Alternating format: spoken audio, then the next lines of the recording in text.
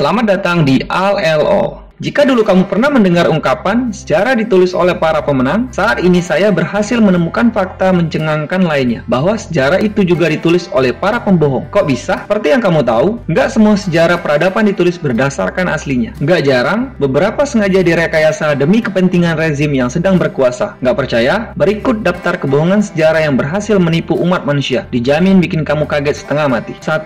Kemenangan Amerika dalam Perang 1812. Seperti yang kamu tahu, Amerika berhasil merumuskan konstitusi pertamanya sekaligus mendeklarasikan kemerdekaan pada tahun 1776. Tentu saja, Inggris sangat tidak senang dengan hal ini dan bertempur habis-habisan melawan Amerika. Banyak yang kemudian meyakini bahwa kemenangan Amerika pada tahun 1812 sudah merupakan akhir dari perang berdarah tersebut. Kenyataannya tidak. Sebaliknya, mereka masih harus berurusan dengan banyaknya perang saudara, khususnya dalam menyatukan aneka negara bagian di benua baru. 2. Hitler cuma punya satu kantung zakar. Diktator jahat yang sering diperankan dalam film-film ini ternyata juga nggak lepas dari gosip dan rumor yang beredar, khususnya Perang Dunia II. Salah satunya, ia dirumorkan memiliki masalah impotensi. Yang paling parah, ia sering digosipkan hanya memiliki satu kantung zakar saja. Meskipun begitu, gosip tersebut sampai detik ini belum bisa dibuktikan secara ilmiah, mengingat jenazahnya saja konon sudah habis terbakar setelah ia bunuh diri. Usut punya usut, gosip ini berasal dari lagu penyemangat tentang Britania saat melawan Jerman sekaligus sebagai bentuk ejekan untuk Hitler. Tebak judulnya apa? Yap, Hitler has only got one ball. 3. Napoleon ternyata nggak sependek itu. Selama ini, baik di buku sejarah ataupun penelitian para ahli menyebut bahwa Napoleon adalah pemimpin bertubuh pendek. Namun, hasil temuan terbaru sepertinya bakal mematahkan dugaan ini. Hal ini bermula saat Napoleon wafat pada 5 Mei 1821. Dokternya memberi pernyataan dalam surat autopsi bahwa tinggi Napoleon adalah 5 kaki 2 inci. Masalahnya pada saat itu, 1 inci versi Prancis berbeda dengan 1 inci versi Inggris atau internasional. Jika dalam versi Prancis tingginya hanya 157 cm, dalam versi internasional tingginya mencapai 170 cm. Lalu, kenapa tubuh Napoleon terlihat pendek? Itu karena berdasarkan persyaratan utama, tinggi para pengawal dan tentara perang harus jauh melebihi pimpinannya. Nah loh, terus mana yang benar? 4.